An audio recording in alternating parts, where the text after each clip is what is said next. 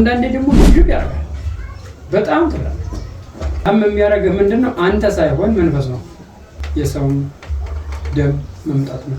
የሰውን ስጋ መብላት ነው። ልጅ ሆይ አሁን የተደረገብህ ከብዙ ነገሮች ህመሞችና ለቤተሰቦችህ ጣር ያደረገን አንተንም ሰውነትን ብዙ አድርጎ ተጫወተብን መንፈስ ልንነግርህ ይገባል። አንተም ደስ ብሎ እንድትኬድ ነው። አሁን ሙሉ ኦልሬዲ ድነሃል። ምንም ነገር መንፈስ የለም። የሆነብን መንገዶች እንነግራለን። አንደኛ ላይ ያለ መንፈስ በትክክለኛው ጠቋርና ዳልሞት የሚባሉ ናቸው።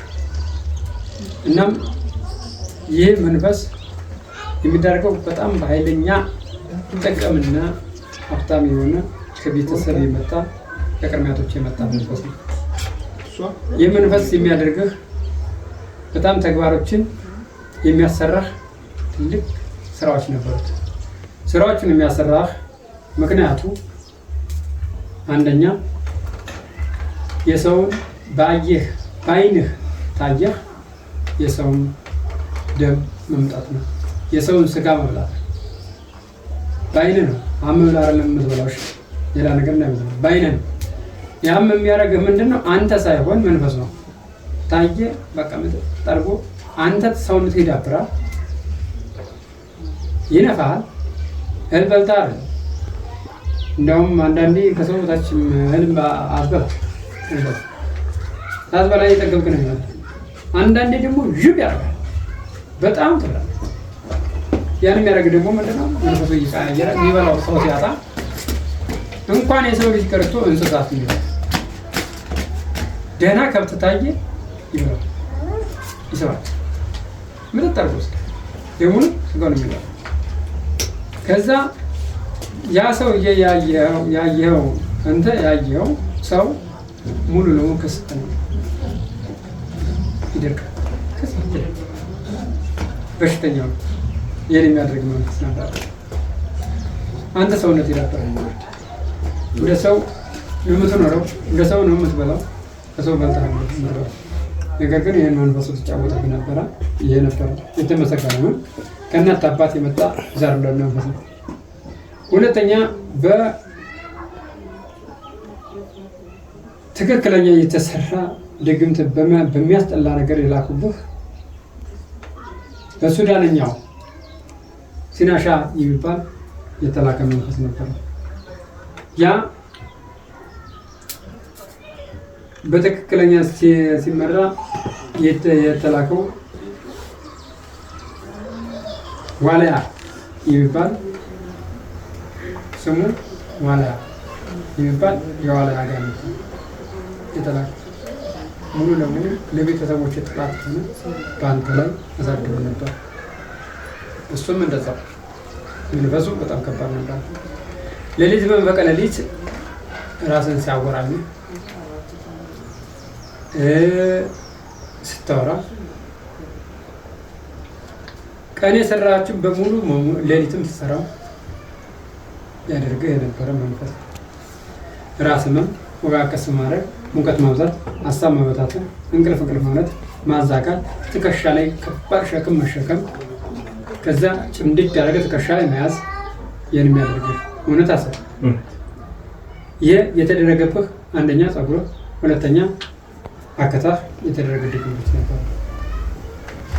ሶስተኛው ይኸው የዛር ባል መንፈስ ነው።